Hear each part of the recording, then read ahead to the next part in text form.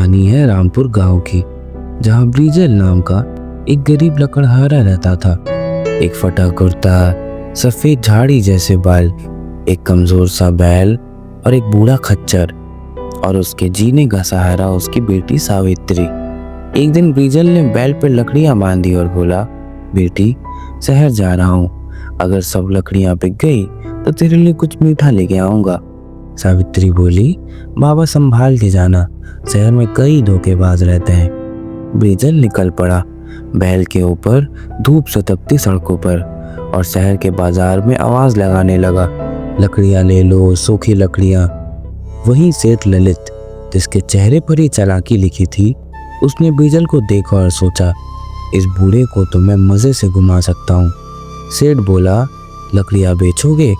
ब्रिजल बोला, हाँ बाबूजी, 2 रुपए में। सेठ बोला, पर एक शर्त है, लकड़ियां जैसी हैं वैसी की वैसी दो, कुछ बदलना नहीं। ब्रिजल बोला, बिल्कुल बाबूजी। पर सेठ का असली प्लान कुछ और था। लकड़ियां जैसे ही उसके घर पहुंची और ब्रिजल बैल से उतरने लगा, सेठ चीख के बोला, बैल भी मेरा है। ब्रिजल घबरा गया, पर मैंने तो सिर्फ लकड़ियां बेची हैं। सेठ हंस के बोला, शर्त तो यही थी, सब कुछ जैसा था वैसा ही। लोगों को बुलाया, ब्रिजल को चोर बोला, और गांव का मुखिया जो सेठ का दोस्त था, उसने भी कह दिया, सेठ सही कह रहा है। टूटा हुआ ब्रिजल घर लौट आया, आंखों में आंसू, हाथ खाली। बेटी से बोला, सावित्री, हमारा बैल भी हमसे दूर हो गया। सावित्री ने आंखों में आग भर के कहा, अब मैं जाऊंगी। अगले दिन सावित्री ने खच्चर उठाया और चली शहर। बाजार में आवाज लगाने लगी, और फिर वही ललित सेठ फिर आया।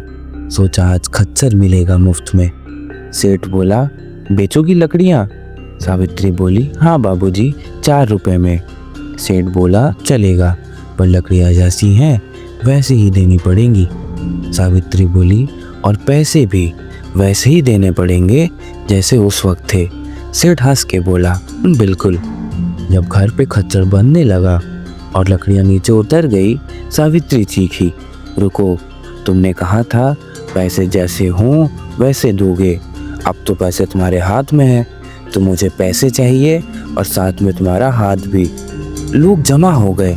सावित्री चिल्लाई, शर्त के मुताबिक पैसे और हाथ दोनों दो।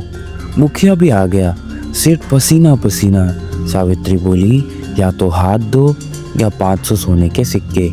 सेठ ने चिल्ला के मना किया। सावित्री भी चिल्लाकर बोली, तो हाथ ही देने होंगे। मुखिया भी कुछ बोल ना पाया, क्योंकि ब्रिजल को दिया गया फरमान अभी भी लोगों के जहन में था।